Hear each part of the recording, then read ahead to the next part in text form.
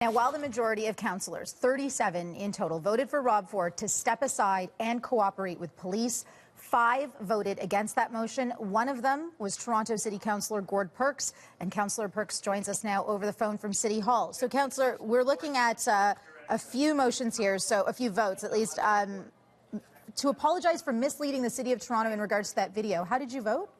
Yes. You voted yes, that he should apologize. And also, yes, I did. To take a leave of absence, you voted no.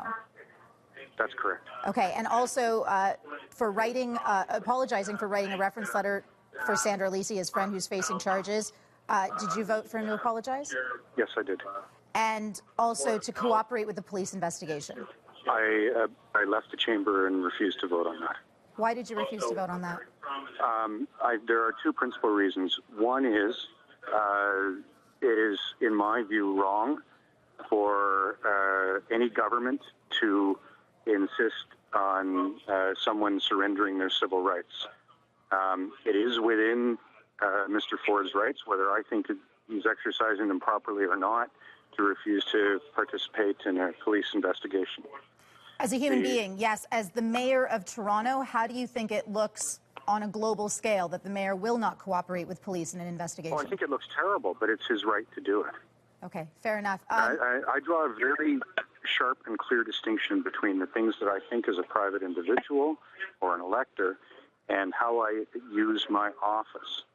I took an oath to uphold all laws, federal, provincial, and municipal, as a member of council. I don't think it's right that governments interfere in criminal matters or in the criminal justice process, so I simply couldn't participate in that vote.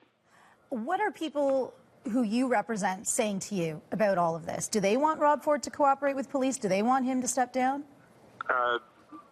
Overwhelmingly, I would say that my constituents want the mayor to resign his office. So why? And that's something that is absolutely their right to organize for, to speak up about. As a former community activist, I encourage people who hold that view to continue to put pressure on the mayor to resign. However, I have an office that I have to respect, and I do not think that it is within the rights of elected officials to attempt to push each other out of office. That's a very dangerous path to go down. It leads to targeting minority voices within a council or a parliament. It's just not healthy for democracy. I have to take seriously the difference between what I'm doing as a private individual and what I do as an office holder. So what will you say to the people you represent? I've already been writing and explaining that point of view to them, to a largely very positive response. I think people understand that it's not up to me to decide whose vote counts. It's not up to me to say, well, if you voted for Rob Ford, your vote doesn't count. That, I think, further alienates an already very alienated group of people within the City of Toronto. Our job as elected officials should be to restore faith in the legal accountability mechanisms that we have. How do you do that in this scenario? Well, I speak out about it wherever I can. I made an effort to refer the entire matter to the Integrity Commissioner, who does have some investigative powers and reported powers in terms of the conduct and behavior of members of council. I do my best. Principles are hardest to hold on to in difficult times. I can appreciate that. How has this been for you as a councillor leading up to today's council meeting? We heard the mayor admit to smoking crack cocaine, these details now coming out of the police investigation, and you have to decide how to vote in these motions that the majority of the city is asking for. Yeah, and I think it's, as I said, it's entirely within the rights of the media, of citizens organizations, of neighborhood groups to call on the mayor to resign. I think that is appropriate and good, and I have encouraged the mayor in writing and today in the speech I gave to consider carefully the impact his behavior is having on this city going forward. But what has it been like for you as a councillor? The line I won't cross, though, is to use my office to try to push him out of office. That's just anti-democratic in the most extreme. I can appreciate that. We were just looking at footage between Rob Ford and Councillor Denzil Minnan-Wong, where Councillor Minnan-Wong was saying later that, Rob Ford was pretty much being a bully to him in that scenario. What was that like? Were you there for that?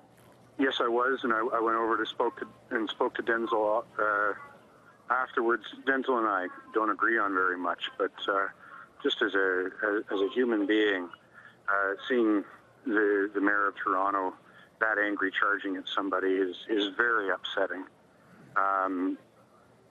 But we have to soldier on. We have a $10 billion annual government to run here, and we have to do our very best, whether the mayor is on council or not, to try to make sure it runs well. I want to go back to what it has been like for you as a councillor, though. I can't imagine what it would be like to be involved in all of this right now. It's difficult. It's very difficult. It's I spend far more time than I should talking to people and trying to sort out what's an appropriate response, reassuring people about that public services continue to be delivered in the excellent way the Toronto Public Service delivers them, when I should be working on improving the quality of our recreation centres, when I should be working to make sure that our transit system works better. And it's just a terrible distraction, and it's also extraordinarily difficult trying to sort out how best to represent the community.